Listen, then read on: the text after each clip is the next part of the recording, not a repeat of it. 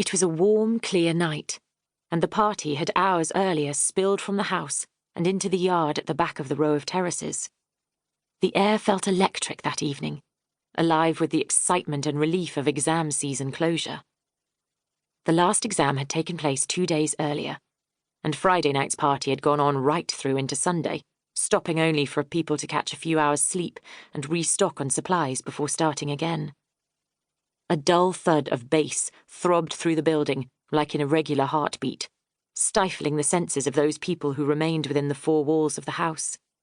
Outside, drinking games were being played around a plastic garden table, its surface barely visible amid the array of bottles and glasses that adorned it.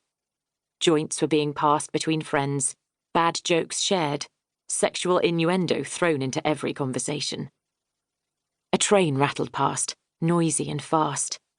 The 2314 from Cardiff Central to Ystrad Rhondda, at this point midway through its hour-long journey, stopping just further up the track in Pontypridd. From the 2nd floor of the terraced house in Treforest, from the bedroom at the back, the students who lived there often watched the trains go past, sometimes on sun-bleached afternoons, sometimes on nights like this, when the orange glow of the carriages would whiz past in a hazy blur of light. They could escape the noise of the world up on the ledge that jutted out over the 1st-floor bathroom. Up there, secrets had been shared and promises made. They were young. They knew those promises would likely be futile against the weight of time, but some had been made with good intentions.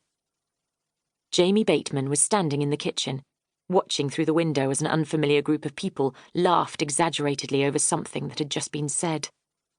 He wondered if any of his housemates actually knew these people, or if they'd just heard evidence of a weekend-long party and gravitated towards the nearest available alcohol. Sidestepping the other people who lingered in the kitchen, Jamie moved to the back door. He could see Leah sitting on the stone wall at the end of the yard, her head resting against the side of the wooden shed in the corner. She was watching a drinking game unfold at the table, her face impassive as the people around her grew increasingly animated. Her long hair fell over the side of her face, managing to exaggerate her drunkenness. He wondered where Tom and Keira had got to. The more he thought about them, the more he realised he didn't want to know.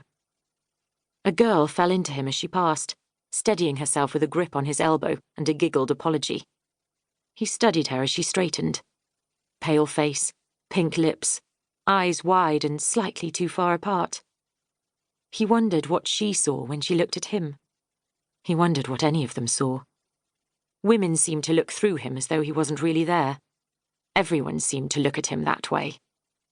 The girl's apologetic expression quickly changed. She eyed him with curiosity now, wondering why his stare was so prolonged. When Jamie glanced back out at the yard, Leah had looked up, her eyes now fixed on him. Her dark hair had been swept to one side, and her legs were pulled up onto the wall, hugged to her chest as though protecting her. She looked away and turned her attention back to the table. Jamie went back into the house. Upstairs, in the back room of the 2nd floor, Tom and Keira were sitting on the ledge outside her bedroom window. She was agitated, annoyed by his refusal to ever see things from anyone else's point of view. The roof was usually a place for quiet and calm. That evening, it was the only place they could escape the prying eyes and ears of others. "How did you think people wouldn't find out?" she snapped.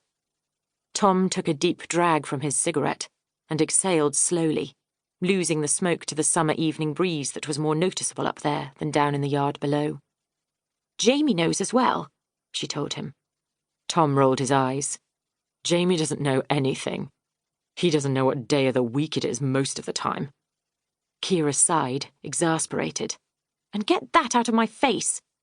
She gave his arm a shove, redirecting the clouds of smoke that trailed from his cigarette. He turned sharply to her, alcohol fueling his already short temper. "What is the matter with you tonight?" "Jesus!" Keira turned to the window, swung her slim legs through the gap, and went back inside the bedroom.